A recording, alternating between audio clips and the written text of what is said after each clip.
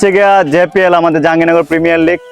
আজকে থেকে আমরা উদ্বোধনী ম্যাচ শুরু করব, কিন্তু এখানে আমরা মধ্যে খেলবো। খেলাটা হচ্ছে গিয়ে আমাদের ভ্রাতৃত্ববোধ তৈরি করার মাধ্যম। আমরা আরো নিজেদেরকে জানবো, আরো পারস্পরিক বন্ধন যেন আমাদের অটুট থাকে, সেই উদ্দেশ্যে আমাদের এই খেলাটার পরিচালনা। তো খেলার কিছু নিয়মাবলী আমাদের অবশ্যই পালন করতে হবে, এবং আমি নিয়মাবলীগুলো বলছি, এবং প্রত্যেকটা দলেই সেই নিয়মাবলীগুলো অবশ্যই পালন করতে হবে। প্রত্যেক দলের 7 জন খেলোয়াড় অংশগ্রহণ করবে, পরে সাবস্টিটিউট হইয়া তারা চেঞ্জ করতে পারবে। খেলা খালি পায়ে হবে, কোনো বোট বা অন্য কোনো কিছু খেলার মধ্যে এলাও হবে না। রেফারির সিদ্ধান্ত চূড়ান্ত হিসাবে গণ্য করা হবে। কোনো সিদ্ধান্ত যদি বিতর্কমূলক হয়, তাহলে সাইডম্যানের সাহায্য নিয়ে রেফারি যা সিদ্ধান্ত দিবে তাই চূড়ান্ত। খেলাকালীন 2টি হলুদ কার্ড পাইলে, এটা তো অবশ্যই আপনি জানেন, লাল কার্ড গণ্য হিসেবে গণ্য হবে ওই খেলোয়াড়। কোনো দল বক্স টু বক্স কিক নিতে পারবে না। আমাদের মাঠটা খুবই ছোট একটা মাঠ, বক্স টু বক্স আমরা কিক নিতে পারবো না। আমাদের যারা গোল পোস্টের কিক মিডল, আমরা তো এখানে আছি, মিডলে আমরা কিকটা নেব। আমাদের মাঠ যেহেতু খুব ছোট। তারপর সাইড আউটও আমরা ডি বক্সে নিতে পারবো না। সাইড আউটটাও আমরা খুব সংকীর্ণ পাশাপাশি যারা আছে তার মাধ্যমে আমরা এটা নিব। প্রত্যেক খেলোয়াড় এটা যেমন মাথায় থাকে। এবং ফিজিক্যাল কোনো খেলা যাবে না। ফিজিক্যাল কোনো খেলা আমরা খেলবো না। আমরা খেলবো 5 টু 5 দিয়ে, যে খেলাটা আমাদের ইমপ্রুভ করবে। আমরা চাই যে আমাদের এই ছোট খেলাটার মাধ্যমে আমাদের গ্রাম থেকে ভালো খেলোয়াড় উঠে আসুক, বা ফিজিক্যাল ভাবে কেউ যেন না খেলে, এটা থাকবে।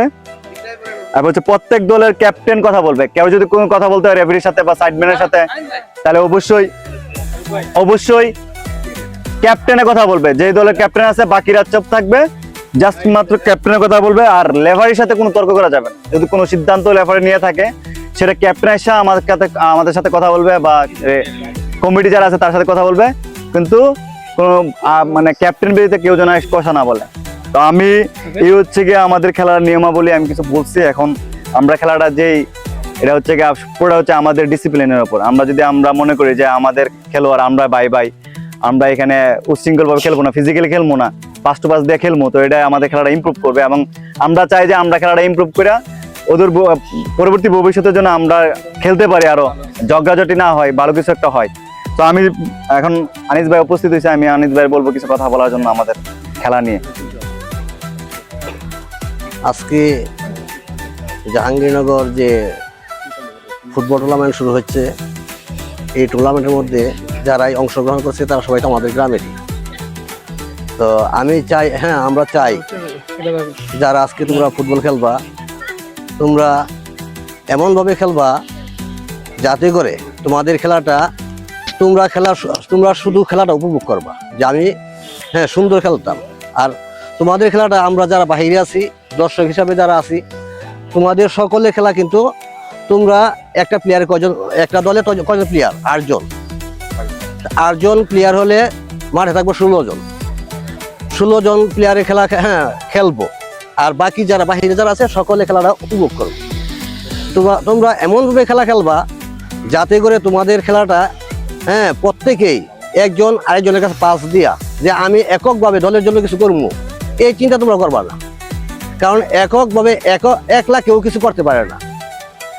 আর দলের মধ্যে 10 জন, 11 জন, 9 জন, 8 জন প্লেয়ারে খেলে তো দল বদ্ধ হয় এই কারণে, যাতে করে একজন আরেকজনকে সহযোগিতা করতো।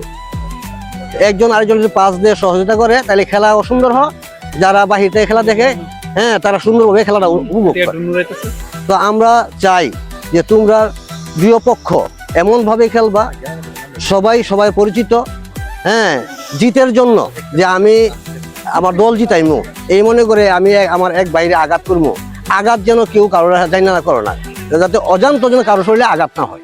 তোমরা এইভাবে সুন্দর করে খেলো। আর আজকে যদি তোমরা এই যে ছোট ম্যাচ খেলতে কিন্তু মানুষ একসময় একবারে বড় পর্যায়ে যায়।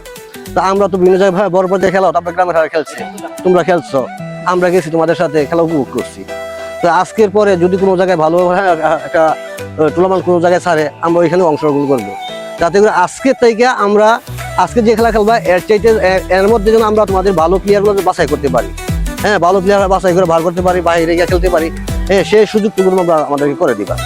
এই আমার কথা।